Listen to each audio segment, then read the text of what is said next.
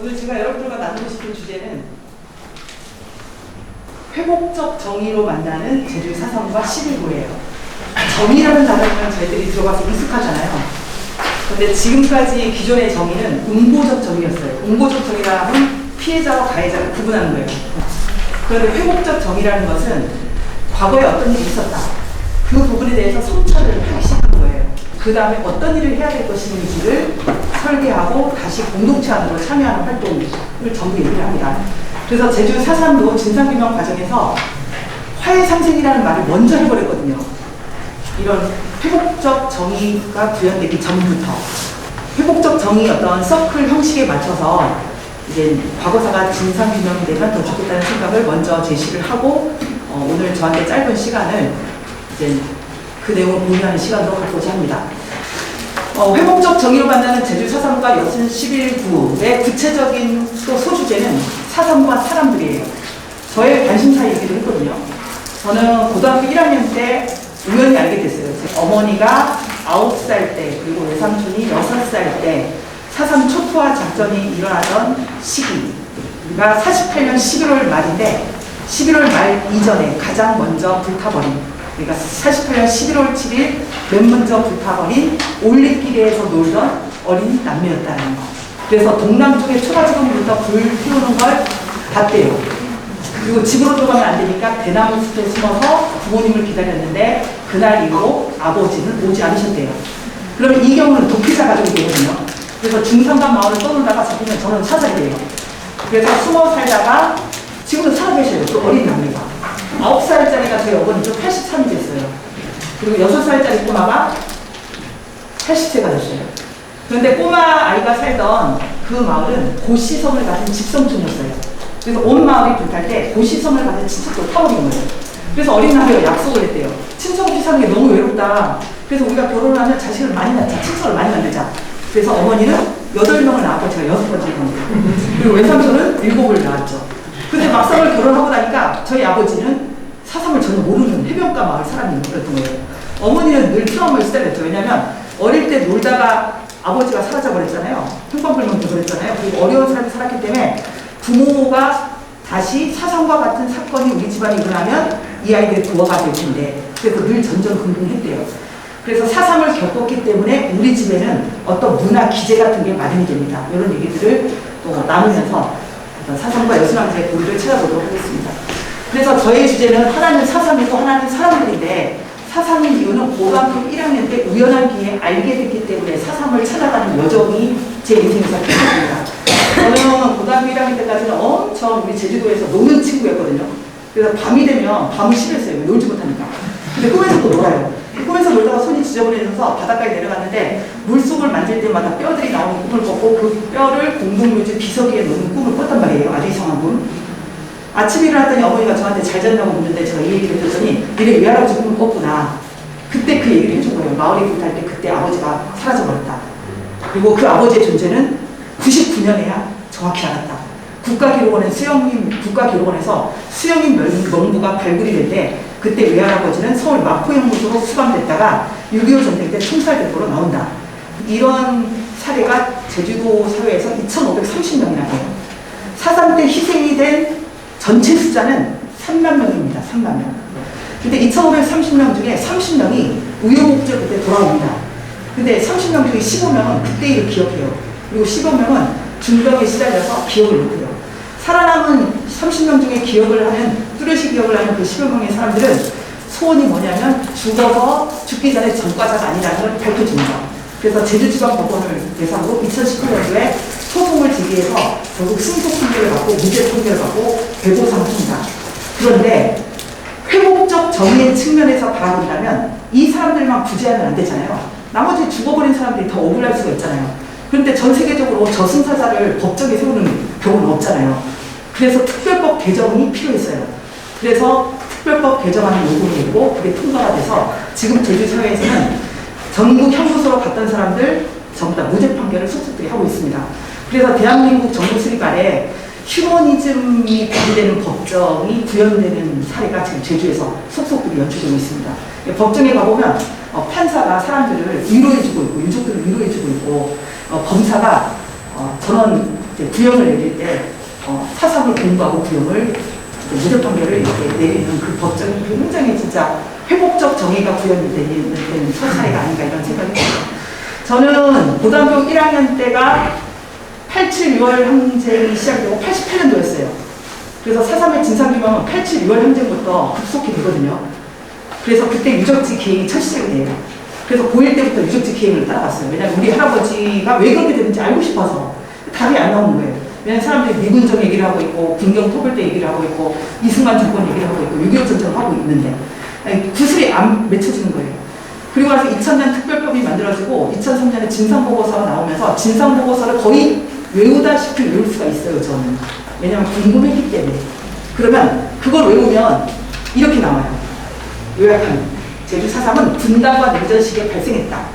7년 7개월 기간 동안 미군정의 기간이 있었고 대한민국 정부 수립 기간이 있었고 6.25 전쟁 기간이 있었다. 인구의 10분의 1이 3만 명이 희생됐다.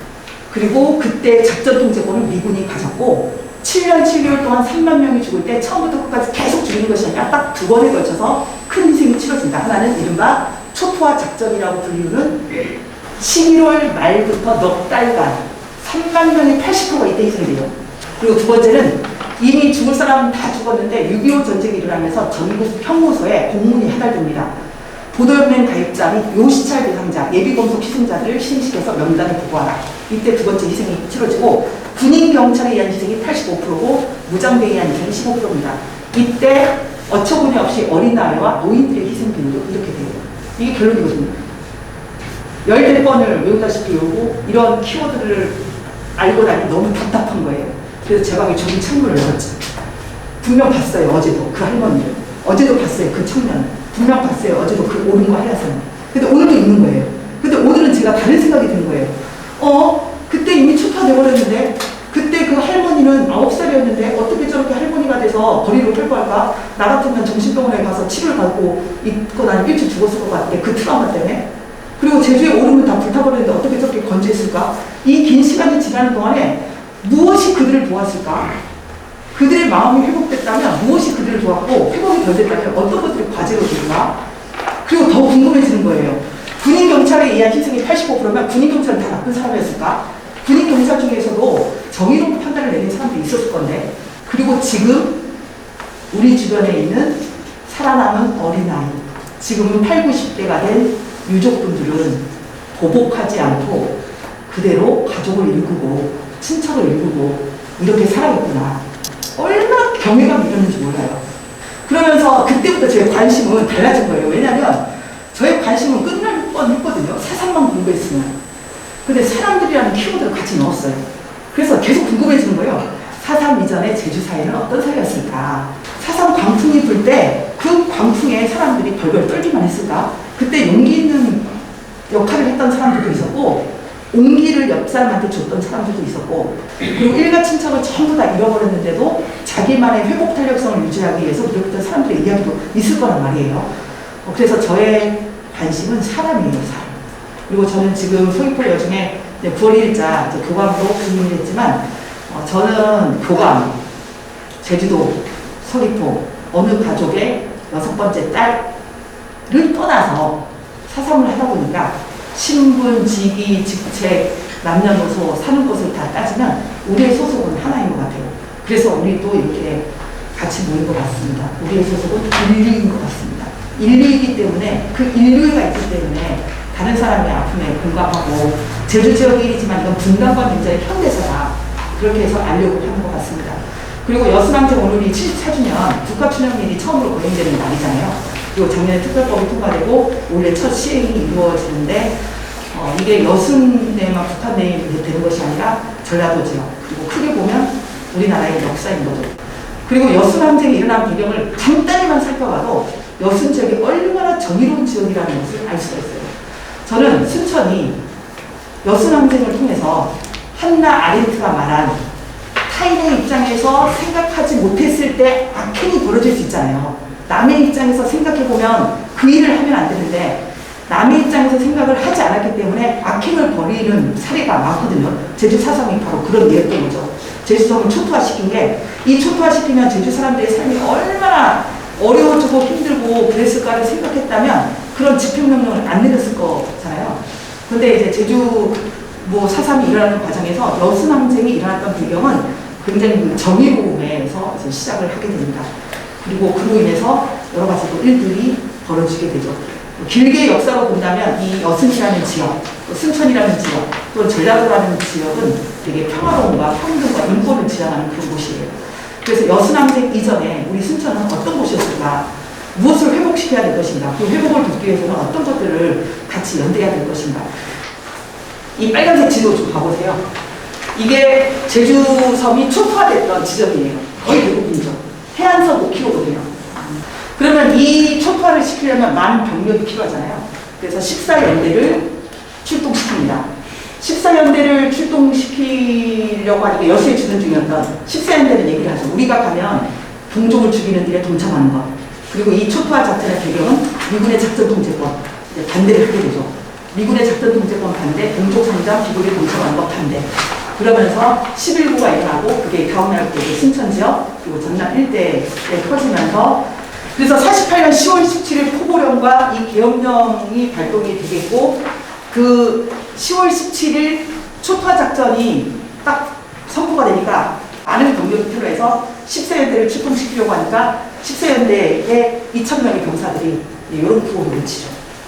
정의로운 거죠. 우리가 가서 무엇을 할지에 대해서 그 영향을 판단해 본 거죠. 홀로코스트가 자행될 때 아이만이라는 사람이 유대인 학살을 엄청 시켰거든요. 그래서 한나 아렌트가 그 재판장에 참석을 했어요. 도대체 그 인간은 어떤 인간이기에 저렇게 악을 저질렀나. 근데 그 아이만은 이렇게 말했거든요. 나쁜 말 하나도 안 썼어요.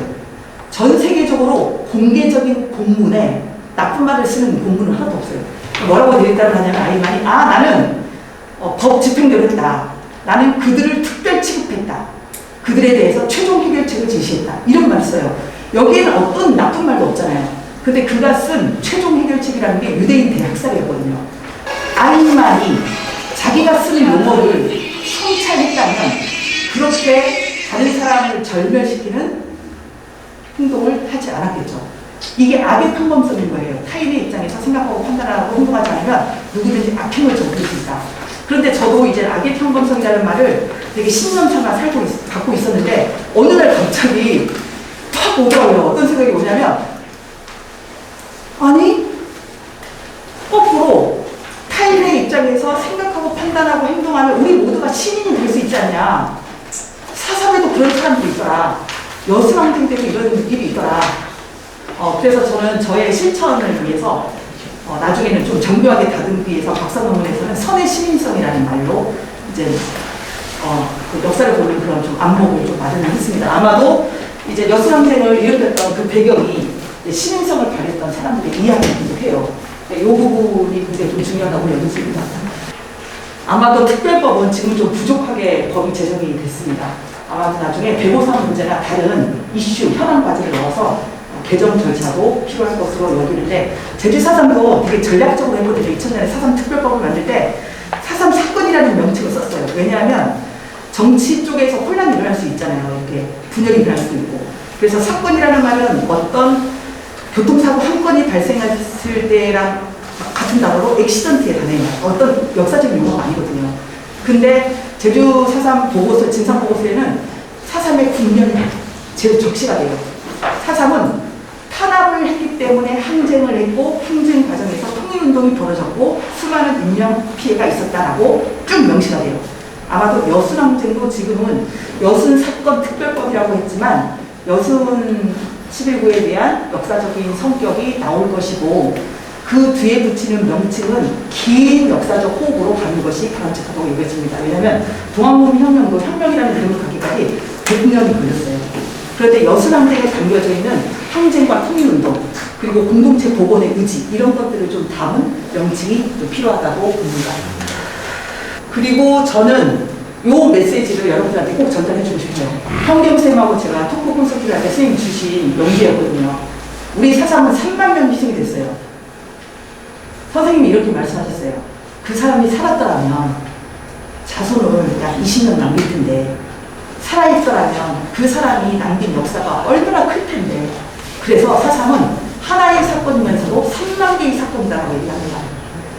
여수항쟁의 규모가 희생자가 네, 뭐 아주 작게 잡아서 만여 명이라고 할 때 여수항쟁도 만개의 사건인 거죠.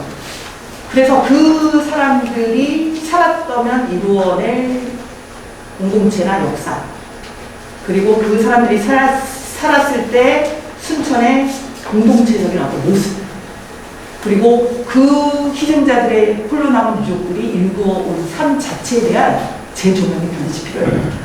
순천이 여수항쟁 이전에 어떤 공동체의 모습을 갖고 있었는지 한번 살펴보는 것이 중요하다고 여깁니다.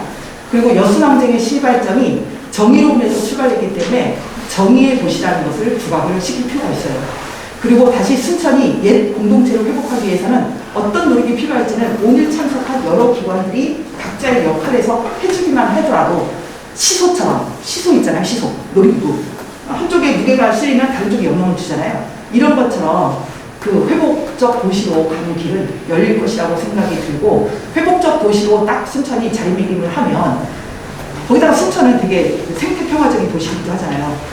그러면 전 세계적인 어떤 네트워크의 중심에 있을 것이라는 그런 생각도 우리 마을교육과정 포럼하는 쌤들하고 그런 얘기를 나눈 적이 있습니다. 저한테 아주 좋은 기회였어요.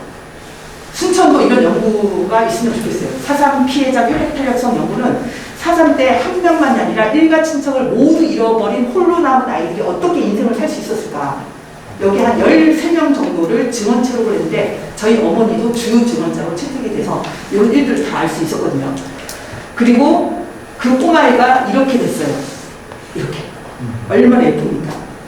그래서 저는 길을 걸어가는 꼬마 아이마저도 그렇게 예뻐요. 그냥 이 아이가 어느 곳으로부터 왔는가를 생각하는 순간 경외감이 일어나요. 그리고 그 마음은 그렇게 전달이 돼요. 4.3을 알았기 때문에 제가 선생님이 될 수 있었고, 다른 사람에 대해서 온전한 공감을 할 수 있었습니다. 제가 4.3을 막 이제 반복적으로 얘기를 하는 건 4.3의 과정에 여수항쟁이 있었고 같은 맥락이라고 여러분들이 생각을 해주시면 될 것 같습니다.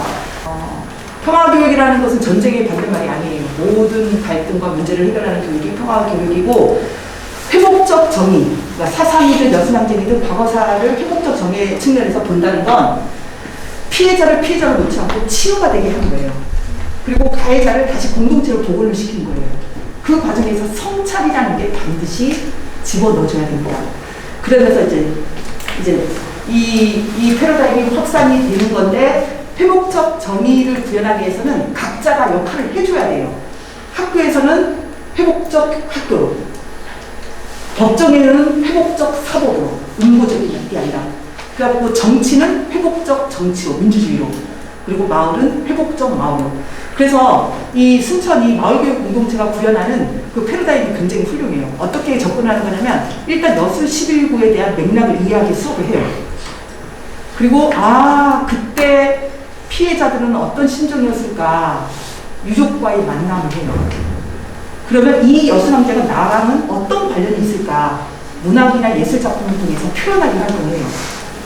그러면 나는 지금 이 순간을 살면서 남을 비난하고, 남을 경계하고, 남을 분리하고, 다른 사람이 어려운 일을 당할 때 나는 어떤 입장이어야 되는가, 이건 회복적 서클 연습을 하기 위한 이 시스템이 지금 이제 후반부에 발표한 마을교육 과정의 기본적인 패러다임입니다. 이게 회복적 정의로 과거사를 진상규명하는 절차거든요. 그러니까 보통 이렇게 되는데, 용서, 화해라는 게 제일 마지막에 있게 됩니다. 화해 상생을 논의하기 전에 먼저 여수항쟁 때 무슨 일이 있었을까? 그거에 대해서 공감을 하게 되고, 가해자는 그거에 대해서 인정을 하게 되고, 비로소 받아들이게 돼요. 그러면서 공동체 회복 활동이 이루어지면서 피해자가 결국은 치유 활동이 되는 것이 그런 것이죠. 이거는 아까 제가 말했던 악의 평등성에 대응하는. 그래서 순천 지역이 원래 갖고 있는 민주주의, 그리고 정의로움을 회복하는 주제로서 여수항쟁을 다루기를 바라고, 그리고 이 악의 평범성을 넘어서 제 용어로 한다면 선의 시민성을 확장하기 위해서 각 유관 단체들이 먼저 자기 영역에서 할 수 있는 것들을 하다 보면 시소처럼 그 확산작용이 일어날 것이라고 여겨집니다. 이미 유엔에서가 선포를 했어요. 앞으로의 역사교육의 방향은 관용, 인권, 민주주의 이런 것들을 강조하는, 그래서 순천이 여수왕정 이전에 어떤 공동체의 모습이었을까? 그거를 찾아보는 거. 그리고 여수왕정 때 악의 평범성을 자행했던 사람들, 반대로 선의 시민성을 발휘했던 사람들의 이야기를 많이 배우고 보십시오. 그리고 여수항쟁이 이제 역사적인 어떤 트라우마를 진상규명하는 것이라면 순천이 갖고 있는 생태평화적인 어떤 자원들이 있잖아요.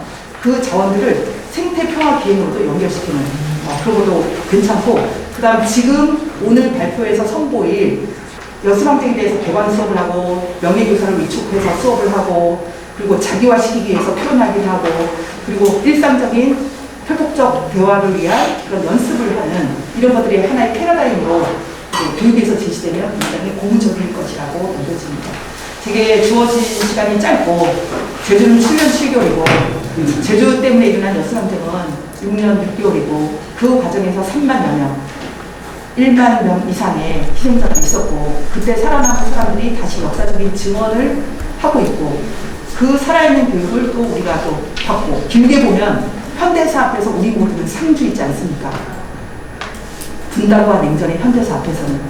그래서 상주는 고인들의 이제 죽음을 잘 지켜하고, 그리고 억울한 죽음을 회원하고, 그리고 일상적으로 일어나는 분리, 배제, 절멸, 경멸 이런 것들을 일상적인 평화의 문화로 바꾸는 역사적인 큰 주제로 순천이 갖고 있다는 것은 굉장히 큰 자산이라고 여겨집니다.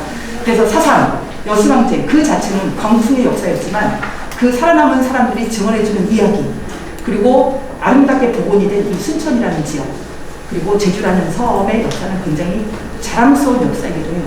그때 광풍이 불었기 때문에 그때 그 역사를 기억해도 중요하고, 사람들의 온기와 공동체적인 삶은 또 그렇게 소중할 것 같습니다. 제가 여기 온 것도 우리가 같은 인류이기 때문인 것 같습니다. 이상 제 이야기를 마치도록 하겠습니다.